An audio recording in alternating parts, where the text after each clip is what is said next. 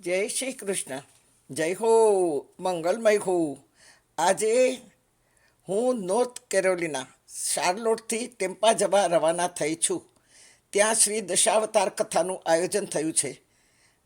પણ ભાગવતજીના મહેલમાંથી 10 પટારા ખોલવાના છે. દશાવતાર આપણા જીવનમાં શું કહેવા માગે છે? આપણા જીવનમાં આજે પણ 10 અવતારો ચાલુ જ છે. આમ તો 24 અવતારો ચાલુ છે. તેની અવર્ણનીય કથાનું રહસ્ય મહત્વની રસધારાથી સૌ ભીંજાવા તૈયાર છે.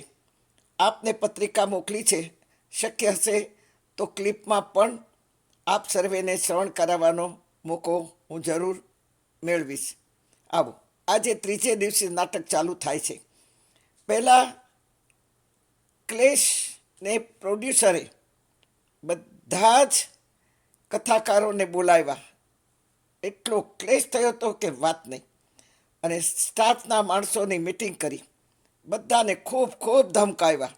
સીતા બનેલી છોકરી હનુમાન બનેલા ને કહી દીધું કે હવે પછી હું તમને નાટક મંડળીમાંથી કાઢી નાખું છું. આ નાટક પૂરું થાય પછી હું તમને મારા કોઈ કાર્યમાં જોડીશ નહીં. હા, હનુમાનજીના બનેલા છોકરાની છટકી.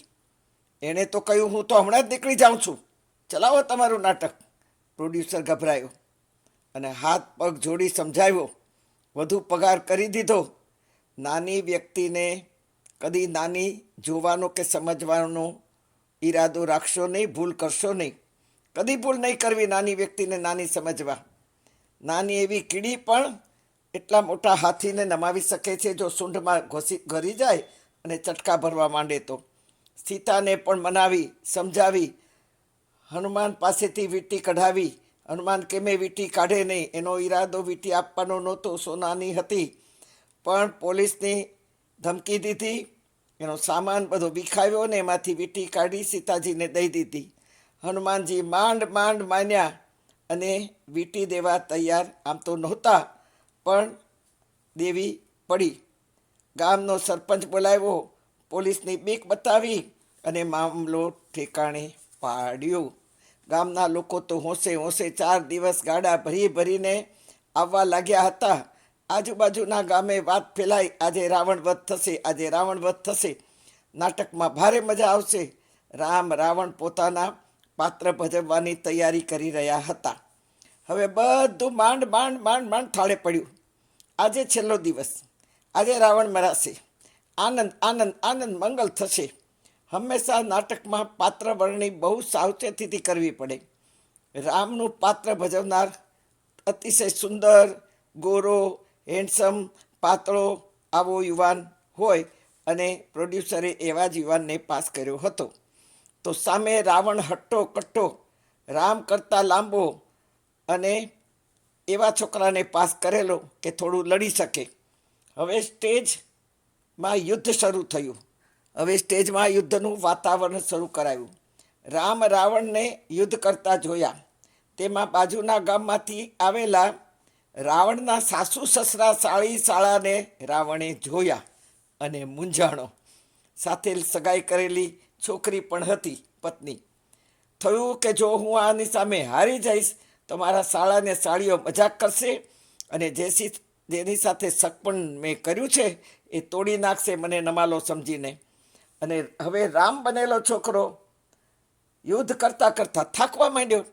કેટલાય ઘૂસતા માર્યા, કેટલાય થપાટો મારી, પણ હવે એ થાકવા માંડ્યો. કારણ કે રાવણ પડે જ નહીં. રાવણને એમ થાય કે જો હું પડી જઈશ તો હારી જઈશ તો મારા સાસુ સસરામાં મારું શું માન રહેશે. ત્યારે જે રામ બનેલો છોકરો હતો એ રાવણ પાસે જાતા જાતા બોલતો છે, અલ્યા મને ચક્કર આવે છે, તું પડી જા પડી જા. રાવણ નજીક જઈને કહે ત્યારે રાવણ એમ કે મારા સાસરિયા બેઠા છે, પડી જાઉં તો મારી આબરૂ શું, મારા લગ્ન અટકી જશે. રામ બનેલો છોકરો પડવા માંડ્યો, થાકી ગયો, એવો થાકી ગયો. લોકો રાવણને ગાળો દેવા લાગ્યા, અલ્યા થાકી ગયો, પેલા રામ થાકી ગયો, હવે તું પડી જા પડી જા. છોકરાઓ તો હવે પથ્થરો મારવાનું શરૂ કર્યું રાવણને. રાવણને વાગ્યું, રાવણ પડ્યો, પણ છતાંય મર્યો નહીં અને છતાંય હાર કબૂલ નહીં કરી. કેમે કરીને મરતો નથી, કેમે કરીને પડતો નથી, મરે તો આમે નહીં પણ પડતો નથી, પડે તો મર્યો માને ને. પણ છોકરાઓ ચીસો પાડવા માંડ્યા, રાવણ તું પડી જા, રાવણ પડી જા, રામ થાકી ગયો, રામ થાકી ગયો. હજી રાવણ પડતો નથી.